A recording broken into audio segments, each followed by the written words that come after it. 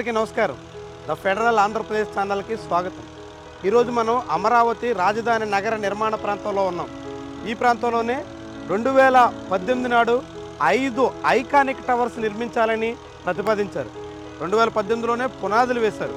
ఆ పునాదులకు సంబంధించినటువంటి ప్రాంతంలో ఆ తర్వాత నిర్మాణాలు చేపట్టకపోవడంతో వర్షాల కారణంగా చేరినటువంటి నీరు దాదాపు టీఎంసీ పైబడినటువంటి నీరు పునాదుల ప్రాంతంలో నిలిచిపోయింది.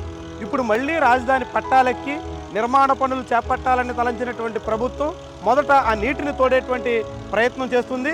ప్రస్తుతం మనం దానికి సంబంధించినటువంటి విజువల్స్ కూడా చూడొచ్చు. ఇప్పుడు మనం చూస్తున్నటువంటి ఈ ఐకానిక్ టవర్స్లోని ఒక టవర్ సంబంధించినటువంటి ప్రాంతం ఇది. ఈ మొత్తం దాదాపుగా అంచెల వరకు కూడా పూర్తిగా నీటితో మునిగిపోయి ఉన్నటువంటి ప్రాంతం ఇది.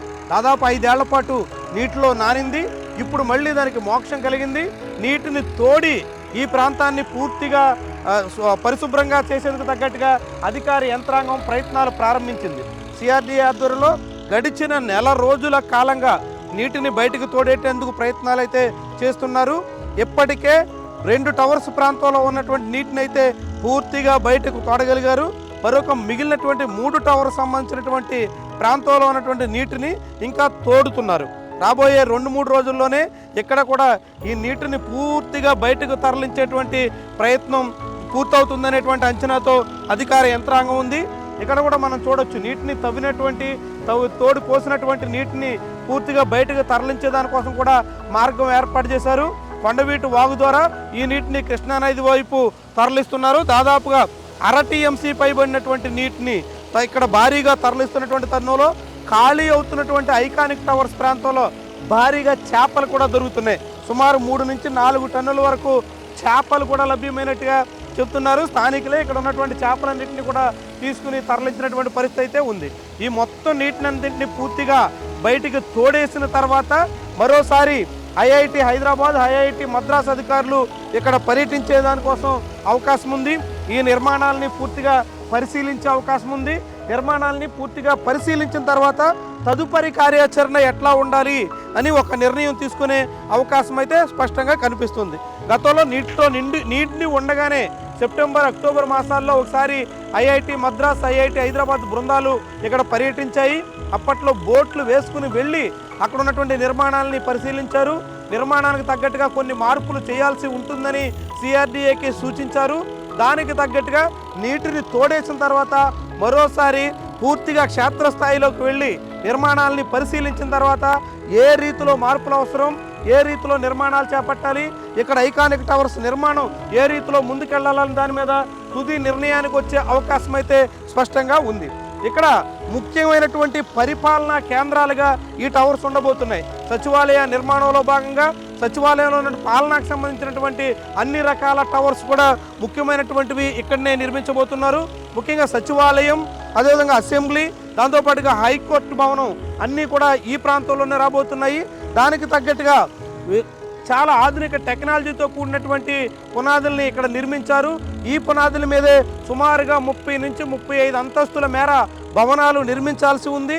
అయితే అప్పట్లో షాపూర్జీ పర్లాంజీ ఆధ్వర్యంలో చేపట్టినటువంటి ఈ పునాదుల నిర్మాణం అర్ధాంతరంగా ప్రభుత్వం మారిన తర్వాత నిలిచిపోయింది. అమరావతి మీద గత 5 ఏళ్ల పాటు వైఎస్ జగన్మోహన్ రెడ్డి ప్రభుత్వం రాజధాని నిర్మాణ విషయంలో ఎటువంటి నిర్ణయం తీసుకోకుండా పూర్తిగా రాజధానిని వైజాగ్ వైపు తరలించాలనేటువంటి నిర్ణయానికి రావడంతో ఇక్కడ ఎటువంటి నిర్మాణ పనులు సాగలేదు. ఆ కారణంగానే మొత్తం ఈ ఐకానిక్ టవర్ సంబంధించినటువంటి పునాదులన్నీ నీటిలో పూర్తిగా నానిపోవలసినటువంటి పరిస్థితి వచ్చింది. ఇప్పుడు మళ్ళీ దానికి మోక్షం కలిగించి ఆ నీటినంతా పూర్తిగా బయటకు తోడేసి మళ్ళీ నిర్మాణ పనులకి శ్రీకారం చుడుతున్నారు.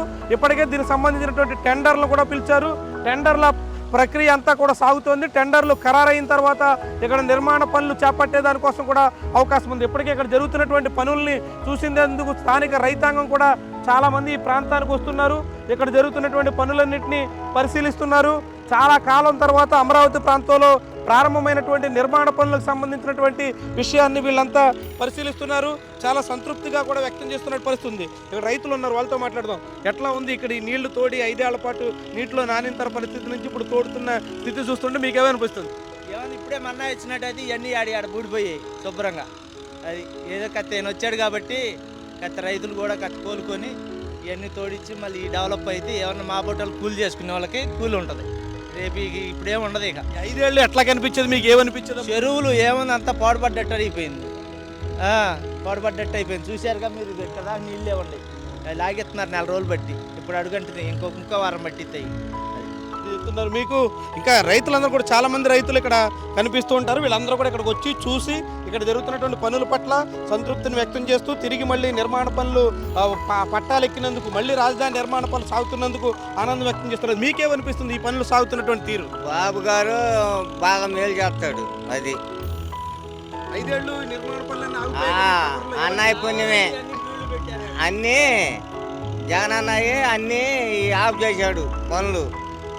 అమ్మఒడి అని చూశాడు కానీ రైతులకి ఏం మేలు చేయలే. ఇప్పుడు ఈ పనులు ఎప్పటి నుంచి సాగుతున్నాయి, మీకేమనిపిస్తుంది ఇప్పుడు వీటిని చూస్తుంటే? 2 నెలల నుంచి చేస్తున్నాడు బాబు గారు, బాగానే ఉండే.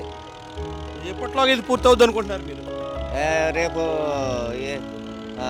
మీరు ఫిబ్రవరి మొదలు పెడతారంట. అది ఇది చెప్తున్న రైతులు కూడా త్వరలోనే ఇక్కడ పూర్తిగా నిర్మాణ పనులు కూడా ప్రారంభించే దానికోసం అవకాశం ఉందనేటువంటి అభిప్రాయాన్ని వ్యక్తం చేస్తున్నారు. అమరావతి నిర్మాణ పనులు ఈ టవర్స్లో నీటినంతటిని పూర్తిగా తరలించిన తర్వాత ఇక్కడ భవనాల నిర్మాణ పనులు ప్రారంభమయ్యే దానికోసం అవకాశం ఉందనేటువంటి ఆశాభావాన్ని వ్యక్తం చేస్తున్నారు. వీలైనంత త్వరగా ఇక్కడ నిర్మాణం పూర్తయితే రాజధానికి ఒక రూపు వచ్చే దానికోసం అవకాశం ఉంటుందనేటువంటి అభిప్రాయం ఇక్కడ ఉన్నటువంటి స్థానికుల్లో కూడా వినిపిస్తుంది. ఇది ప్రస్తుతం రాజధాని అమరావతి ఐకానిక్ టవర్స్ ప్రాంతంలో ఎన్నాళ్ళుగా నీటిలో నిండి కనిపించినటువంటి పునాదుల ప్రాంతం. ఇప్పుడు నీటిని తొలగించడంతో పునాదులు అన్నీ ఒక్కొక్కటిగా బయటకు వస్తున్న పరిస్థితి అయితే ఉంది. ఇది మరొక వారం రోజుల్లో పూర్తి స్థాయి స్పష్టత రావడానికి ఆస్కారం అయితే కనిపిస్తుంది. వీడియో జర్నలిస్ట్ రవితో శంకర్, ద ఫెడరల్ ఆంధ్రప్రదేశ్.